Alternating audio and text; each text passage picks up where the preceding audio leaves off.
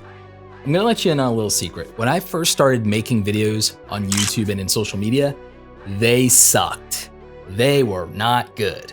In fact, they were horrible. And you know why they were horrible? It's because I was not comfortable on camera. I was not confident on camera.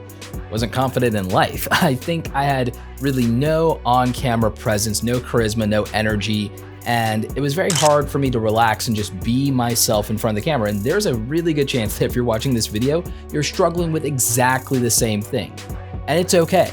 Very few people are naturally gifted on camera. I wasn't one of them. But with these tips that I'm about to share with you, I'm about to share with you 5 killer tips. They're gonna help you with your confidence on camera, and it's gonna get you making better videos. I really think that this is gonna change everything for you. So let's go. Hey everybody, this is Roberto Blake helping you create something awesome today. Welcome back to the channel. So you already saw in the intro, we're gonna talk about how you can be better on camera, how you can be more confident, more comfortable, more charismatic. I got 5 awesome tips for you that you cannot do without. And by the way, just because I know some of you need some extra motivation, I'm gonna link to my video on why you need to make 100 crappy videos just like PewDiePie, just like Mr. Beast and other content creators. So whenever you get a chance, watch that video. I'm sure it will actually motivate you. The first tip we're gonna talk about here is passion. When you are making content that you are passionate about, when you are doing videos that are about subjects and topics that excite you, that energy is gonna come across to the audience, and it's gonna make it a little bit easier for you to be yourself. When I first started making content, I was always nervous about getting everything right and maybe coming off, professional or educated, or just like I knew what the heck I was talking about. And the reality is that it was actually robbing me of all of the confidence I had because I was making myself nervous. I was working myself up for no reason.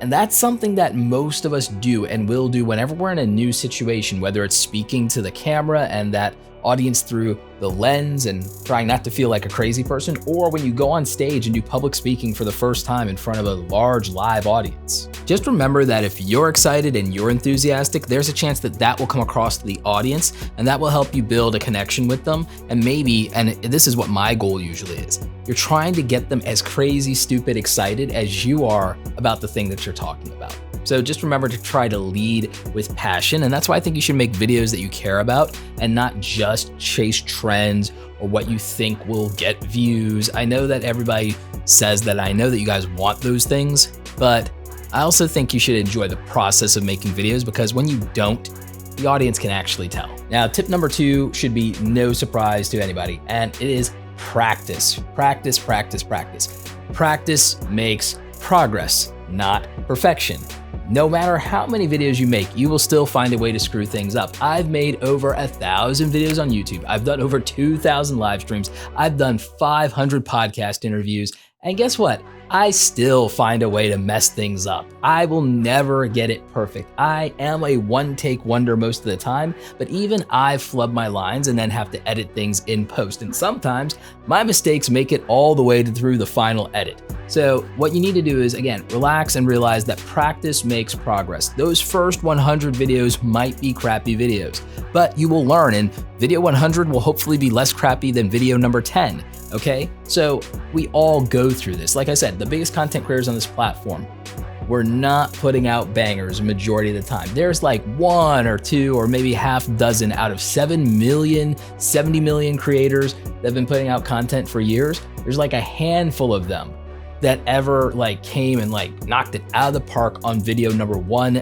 I mean, it just never really happens, okay? So don't put that pressure on yourself. Realize that you can practice, and here's some ways you can practice. Besides filming videos that you never upload to the internet or putting those crappy videos out initially on YouTube, you could practice on Instagram or Snapchat, because if you do those story videos, those go away at some point. So maybe there's less pressure if you know that it's gonna self-destruct in 24 hours. You could also live stream in Instagram, and I think that that could be helpful to you, because then you're at least getting some feedback from an audience, and it is something where you're at least a little bit more comfortable, because maybe doing it with a phone will be different for you than doing it with a camera and staring into the lens, because you're at least used to that a little bit more.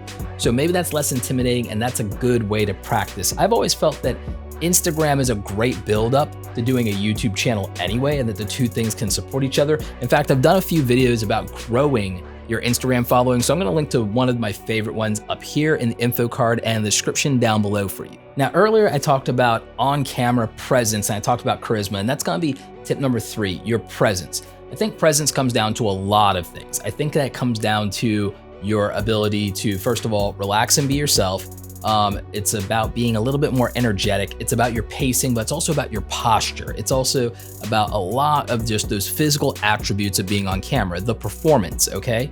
So I think your presence, your performance is something that you really need to work on. For me, one of the struggles is because of all the lighting and how hot and blinding these lights are to have good lighting, especially with my complexion, I have to really worry about lighting all the time.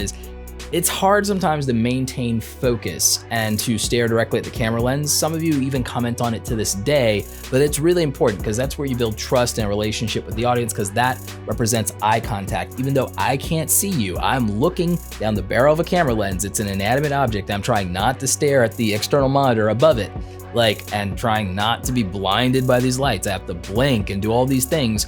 So there's a lot that goes into the on-camera performance and presence, and it makes a really big difference when you've practiced this and you've gotten it right. When you're not confident on camera, when you don't have that confidence, that charisma, you hunch, you slouch, and it really affects how you look on camera, and it makes people disinterested, and it makes people not feel like you are confident at all because your posture is completely betraying your feelings. It's very hard to hide. You can't really fake it either. So you have to build up that confidence, and you do that with practice. And you do that with being excited about what you're talking about. And you do it by watching the playback and realizing there are things you should correct about your posture and your on-camera presence. And again, no matter how many videos you do, this can always get better. I've watched myself get better over the years. I've watched other content creators get better over the years with this, and sometimes getting feedback from other people help. So maybe what you need to do is on occasion, show this to someone else and get some unbiased feedback, some tough love from somebody who can tell you how to make your on-camera performance just a little bit better, how you can correct your posture. And what about the pacing? The tone and the pacing are a big deal. The tone of voice that you use when you're on camera, how you project your voice, because some of it is, and it's not about faking anything, by the way. I'm talking about understanding how audio works and understanding that there's a way that you might need to speak in order to deliver your message more clearly to people. And it may be different than how you are when you're not thinking about that and not thinking about the fact that you can't carry this because it's not real life. It's not like you have the person in the room with you to be able to get, more context. So you have to do everything you can for the viewer. And maybe you need a little bit of help or somebody to let you know that, hey, you're going a little bit too fast in your pacing. I can't follow, or you're not speaking clearly. You need to speak up, or you're mumbling, or any number of things that you might be doing subconsciously. Now, tip number 4 is preparation. Prep is everything. On-camera performance is largely a matter, like I said, of confidence. And you know what helps with confidence? Knowing that everything is gonna be okay. Knowing that if you lose your place or you don't remember what you're talking about, you have notes or bullet points. Now me, I don't use a teleprompter and I don't use a script, but I do use bullet points from my phone, and that actually helps me out a lot.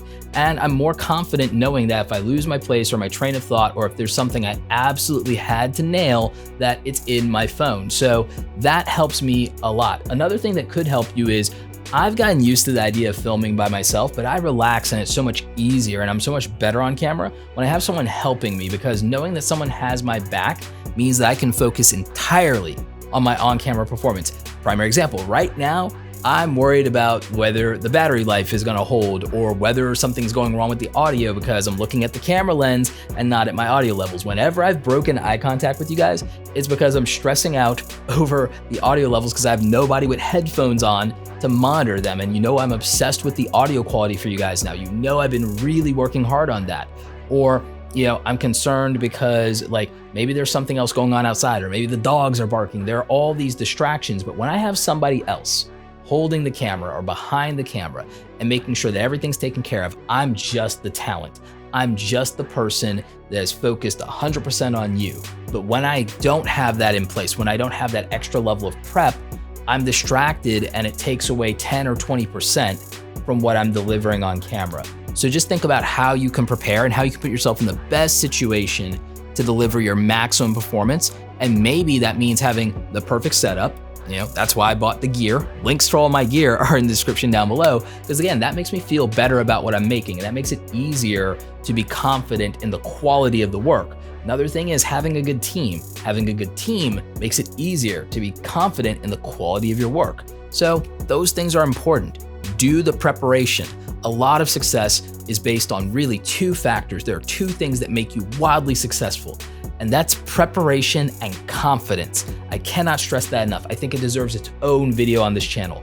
Preparation and confidence are absolutely the two essential fundamentals of success. When you have that in place, a lot of things can happen for you. And finally, tip number 5, patience. Patience leads to progress. Patience is so essential. Practice and patience, and really just showing up and putting in the work. I swear to you, if I didn't have patience, I would have never gotten this far. I would have never been able to deal with how many videos that I've had to delete or scrap over just little things that I couldn't deal with, that I just could not put out there.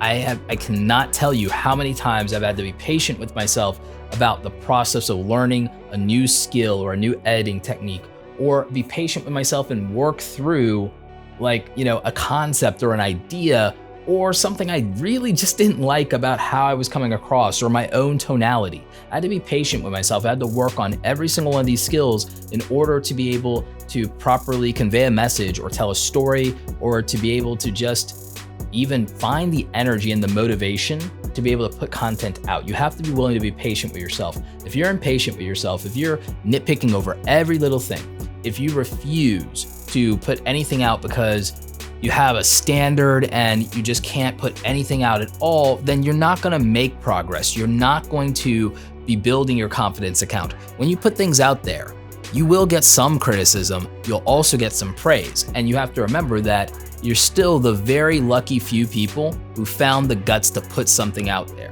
And no one can ever take that away from you. So I would say that patience is very important. So let's review real quick. If you wanna crush it on camera and you want to have better videos, better quality videos, then getting your on-camera presence and performance is key. And so what you need to do is you absolutely need to do things that you're passionate about so your energy comes across. You need to go ahead and make sure that you're practicing so you get used to it and you build up that confidence and you're comfortable. You have to work on your on-camera presence and delivery. And then you also have to make sure that you're doing the proper preparation so that everything goes off without a hitch. And then finally, you have to be patient with yourself. You have to be patient with yourself and respect the process. You have to respect the process. Question of the day. What do you struggle with most when it comes to making your videos and getting on camera? What is it that you think you struggle with in terms of your on-camera presence, and what could you do that would make your videos better? Let me know in the comment section. Like this video if you like it. Don't forget to subscribe. Check out the other awesome content on the channel. Remember to watch my video about making your first 100 crappy videos. We're gonna have a 100 videos challenge probably closer to 2020. So make sure you're staying tuned for that. As always, you guys, thanks so very much for watching. And don't forget, go out there and create something awesome today. Take care.